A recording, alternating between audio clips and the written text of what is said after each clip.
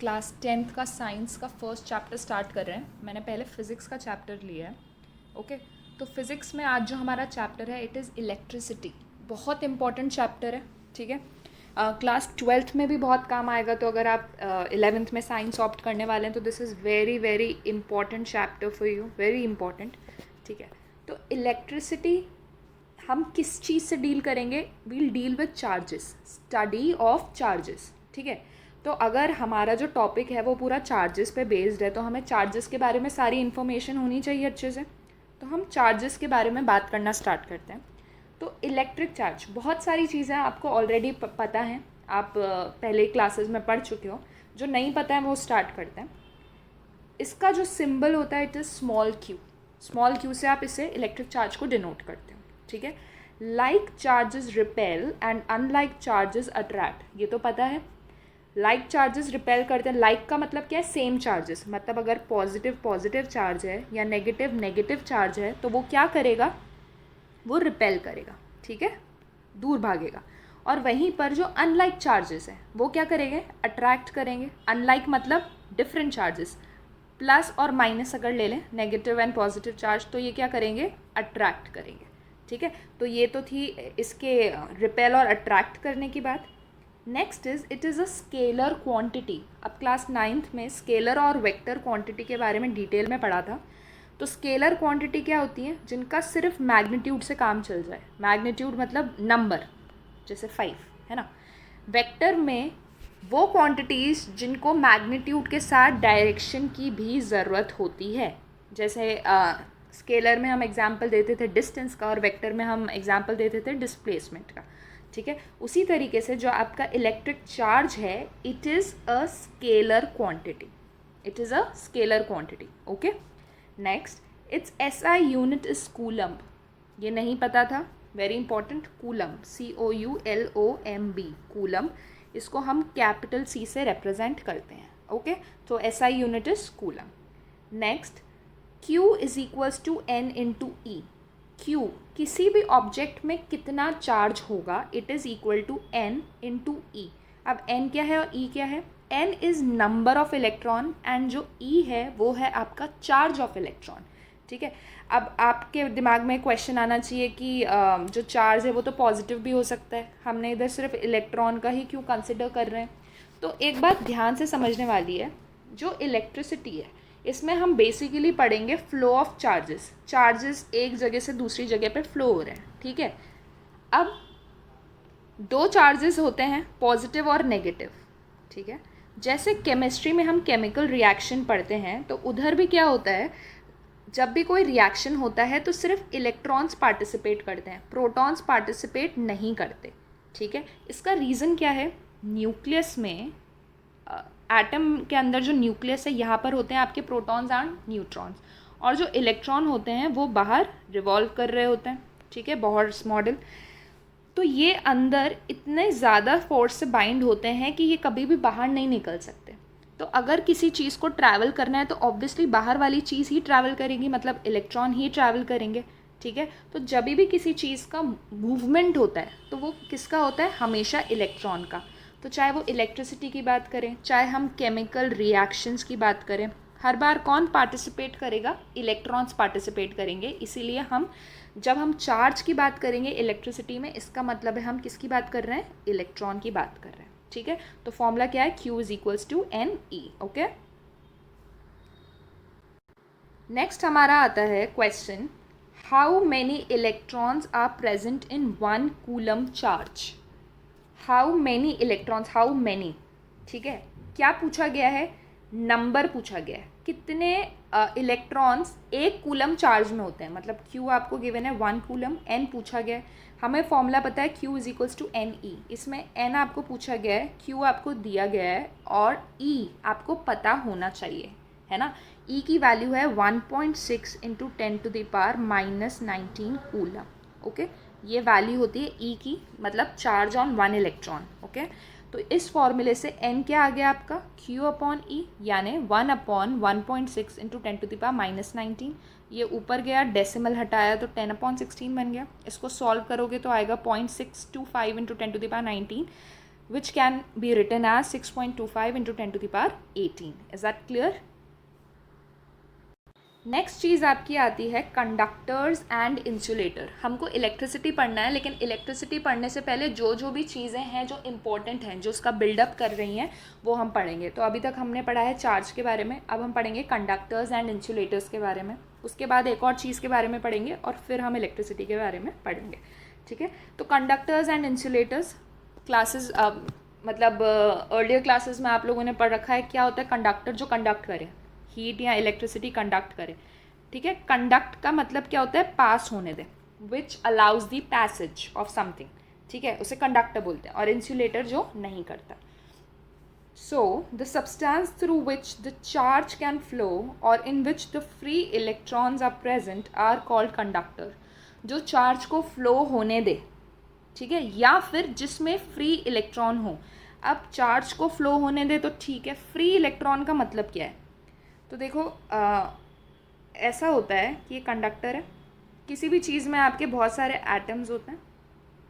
ठीक है, एटम तो न्यूट्रल होता है, equal amount of positive and negative charge होता है, बट इसके आसपास कई बार फ्री इलेक्ट्रॉन होते हैं जो अपने एटम से निकले हुए रहते हैं. ठीक है, यही रीज़न होता है, यही जो इलेक्ट्रॉन्स हैं इन्हें हम बोलते हैं फ्री इलेक्ट्रॉन, और यही जो होते हैं वो इलेक्ट्रिसिटी का रीज़न होते हैं. Is that clear? तो ये होते हैं फ्री इलेक्ट्रॉन. तो जिसमें फ्री इलेक्ट्रॉन प्रेजेंट होते हैं उनको हम बोलते हैं कंडक्टर, और जिसमें नहीं होंगे वो क्या होगा? इंसुलेटर्स. ठीक है, तो the substance in which charge can not flow are called insulators. Example glass, rubber, plastic, paper etcetera. ठीक है, ये सारे इंसुलेटर्स होते हैं. अब हम आते हैं टाइप्स ऑफ इलेक्ट्रिसिटी पर. बेसिकली दो तरीके की इलेक्ट्रिसिटी होती हैं, static and current electricity. Static electricity and current electricity. Static electricity क्या होती है? स्टैटिक वर्ड का मतलब होता है एक जगह पे, ठीक है, जो मूव नहीं कर रहा. और करंट का मतलब होता है जो मूव कर रहा है. तो स्टैटिक का मतलब है जब कोई जो चार्ज है वो एक ही जगह पर डेवलप हो. फॉर एग्जाम्पल, आपने ये एक्सपेरिमेंट खूब किया होगा बचपन में, अभी भी बचपन ही है खैर. कोम आप रब करते हो अपने ऑयली हेयर से, तो जो बिट्स ऑफ पेपर हैं वो अट्रैक्ट हो जाते हैं.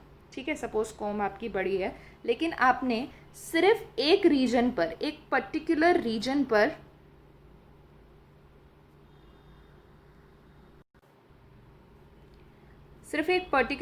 पर रब किया, सपोज इस पोर्शन पे. तो क्या होगा? जो आपके पेपर्स अट्रैक्ट होंगे वो सिर्फ इस पोर्शन पर अट्रैक्ट होंगे. ठीक है, यहाँ पर जाके वो लग जाएंगे, यहाँ पर नहीं लगेंगे.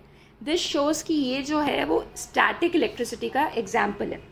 ठीक है, अगर फ्लो कर रहा होता तो पूरे कोम पर, इररिस्पेक्टिव ऑफ कहाँ से आपने रब किया है, पूरे कोम पर क्या होता? पेपर चिपक जाते. लेकिन ऐसा हुआ नहीं. जिस पॉइंट पे आपने चार्ज डेवलप किया है वहीं पर आपको पेपर्स अट्रैक्ट होते हुए नजर आएंगे. तो that is the example of static electricity.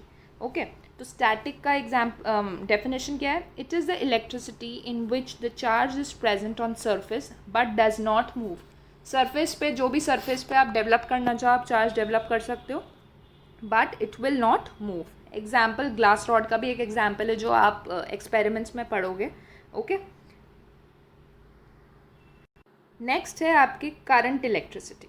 ठीक है, करंट जैसे मैंने बताया moving. In this electric charge is in motion and current is produce.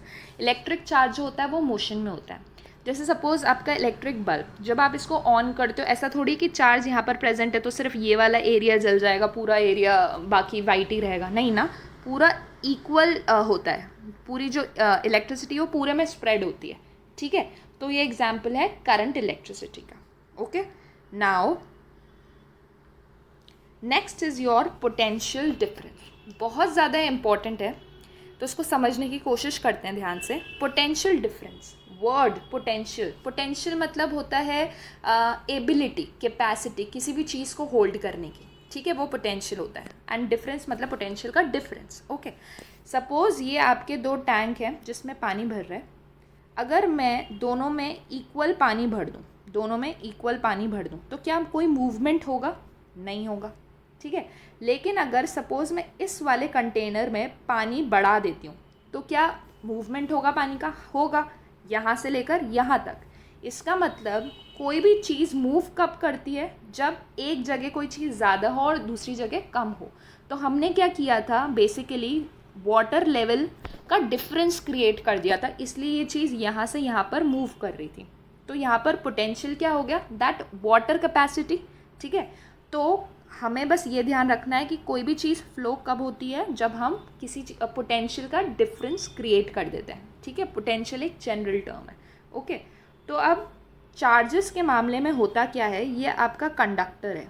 Okay, यहाँ पर फ्री इलेक्ट्रॉन्स प्रेजेंट है, लेकिन वो अंदर ही घूम रहे हैं, इसको एक प्रॉपर पैसेज देना पड़ेगा, एक मूवमेंट देना पड़ेगा ताकि ये मूव करें। तो हम क्या करते हैं, सेल या बैटरी लगा देते हैं। सेल या बैटरी कुछ इस तरीके की होती है, मतलब एक बड़ा टर्मिनल होता है, एक छोटा टर्मिनल होता है। बड़े टर्मिनल जो होता है वो होता है पॉजिटिव, एंड छोटा टर्मिनल जो होता है वो होता है आपका नेगेटिव। क्लियर? तो अब क्या होगा, देखो ये नेगेटिव टर्मिनल है और यहाँ पर इलेक्ट्रॉन्स हैं। तो नेगेटिव टर्मिनल तो इलेक्ट्रॉन को क्या करेगा, रिपेल करेगा, क्योंकि हमें पता है कि लाइक चार्जेस रिपेल। तो ये क्या करेगा, ये वाला टर्मिनल इलेक्ट्रॉन को इस डायरेक्शन में पुश करेगा। ठीक है, एंड ये है पॉजिटिव टर्मिनल। तो पॉजिटिव टर्मिनल क्या करेगा, ये तो पुल करेगा, अट्रैक्ट करेगा। तो बेसिकली दोनों चीज़ें हेल्प कर रही हैं चार्ज को मूव करने में। किस डायरेक्शन में, इधर से इधर। समझ आया, यहाँ से यहाँ। तो इलेक्ट्रॉन का मूवमेंट होगा जो इलेक्ट्रिसिटी प्रोड्यूस करेगा। ओके, तो अब हम आते हैं पोटेंशियल डिफरेंस पे। इसका डेफिनेशन क्या होता है। ठीक है, तो देखो आपको इलेक्ट्रॉन को मूव करवाना था, मतलब बेसिकली चार्ज को मूव करवाना था एक जगह से दूसरी जगह पे, तो कुछ वर्क करना पड़ा होगा। ठीक है, तो उसी वर्क से रिलेट करते हैं हम इसकी डेफिनेशन को। तो बेसिकली क्या होता है potential difference, it is the amount of work done to bring a unit positive charge from one point to another. एक चार्ज को एक पोजिशन से दूसरे पोजीशन पे लेके जाने के लिए जो काम होता है, जो वर्क होता है, उसको क्या बोलते हैं हम, पोटेंशियल डिफरेंस। इसका फॉर्मूला क्या होता है, V is equals to W/Q, जहाँ पे W is your work and Q is your charge. ठीक है, इसका यूनिट होता है वोल्ट, इसको हम कैपिटल V से रिप्रेजेंट करते हैं। Okay, the potential difference is measured bye volt meter. एक इंस्ट्रूमेंट होता है जिससे हम पोटेंशियल डिफरेंस को मेजर कर सकते हैं, वो होता है वोल्ट मीटर, और उसको हम इस तरीके से, उसका सिंबल होता है। ठीक है, it is connected in parallel and is of high resistance. ये पॉइंट अभी नहीं समझ आएगा क्योंकि हमने ना पैरेलल कनेक्शन के बारे में बात की है ना रेजिस्टेंस के बारे में। तो अभी के लिए बस ये याद रखना है, आगे के लेक्चर्स में एकदम क्लियर हो जाएगा। Okay, so this was about volt meter. तो अब हम आते हैं अपने इम्पॉर्टेंट टॉपिक पे जिसके बारे में हमें पढ़ना है, दैट इज़ इलेक्ट्रिक करंट। ठीक है, तो electric current, flow of charge तो हम बोल ही रहे हैं। तो पर्टिकुलरली इसकी डेफिनेशन क्या होती है, it is the rate of flow of charge. Rate, किस रेट से, किस स्पीड से जा रहे हैं। तो जब भी किसी भी चीज़ के साथ रेट जुड़ जाए, इसका मतलब होता है कि हम उसकी बात कर रहे हैं विद रिस्पेक्ट टू टाइम। ठीक है, तो rate of flow of charge मतलब charge with respect to time, that is Q/T। So I is equals to Q/T. Okay, this is your formula for current. Current को आप capital I से represent करते हो, और इसका जो SI यूनिट होता है, it's SI unit is ampere. ठीक है, जिसका सिंबल इज़ कैपिटल A।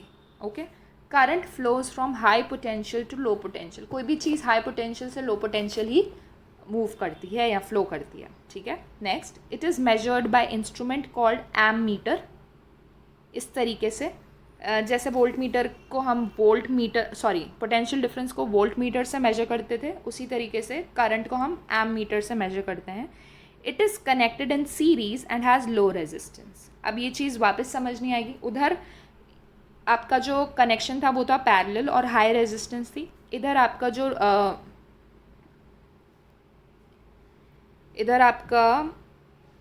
जो कनेक्शन है, it is in series and it has low resistance. Okay, now we'll move to numericals.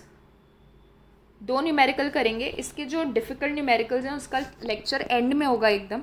ठीक है, अभी हम सिर्फ बेसिक न्यूमेरिकल्स कर रहे हैं। तो पहला क्वेश्चन है, calculate the work done in moving 4 coulomb from 220 volt to 230 volt. ठीक है, ओके, तो क्या बोला गया है कि एक पोजीशन है आपकी 220 वोल्ट और दूसरी है 230 वोल्ट, यहाँ पर आपको एक चार्ज को मूव करवाना है और वो चार्ज है कितना, 4 कूलम, ठीक है। तो देखो फॉर्मूला तो समझ आ गया कि v equals to W by Q लगेगा, लेकिन इधर v क्या होता है, इट इज़ पोटेंशियल डिफरेंस, ठीक है, कितना डिफरेंस है। तो 220 से 230 लेके जाना है, तो डिफरेंस कितना हुआ, ऑब्वियसली 10 हुआ, ठीक है। तो v equals to W by Q का फॉर्मूला लगाओगे तो w equals to V into Q आ जाएगा, दैट इज़ 4 कूलम इंटू 10, तो वो हो गया 40। और यूनिट क्या लगेगा, क्या कैलकुलेट किया आपने, वर्क कैलकुलेट किया, तो वर्क का ऐसा unit is joule, okay. Next example है, an electric bulb carries a current of 0.25 ampere for 20 minute, find electric charge in the circuit, okay. तो आपको क्या क्या गिवन है, आपको गिवन है current which is 0.25 ampere and time given है 20 minute. अब मिनट तो ऐसा यूनिट होता नहीं है, but you need to convert every given quantity into the SI unit. तो मिनट को सेकंड में कन्वर्ट करने के लिए मल्टीप्लाई बाय 60, तो टाइम कितना हो गया 1200 सेकेंड, ओके। तो फॉर्मूला लगाया I is equals to Q by T, तो I कितना हो गया 0.25 upon 1200 which is this, and it can be written like 2.08 into 10 to the power minus 4 ampere. Okay, so this was your first lecture.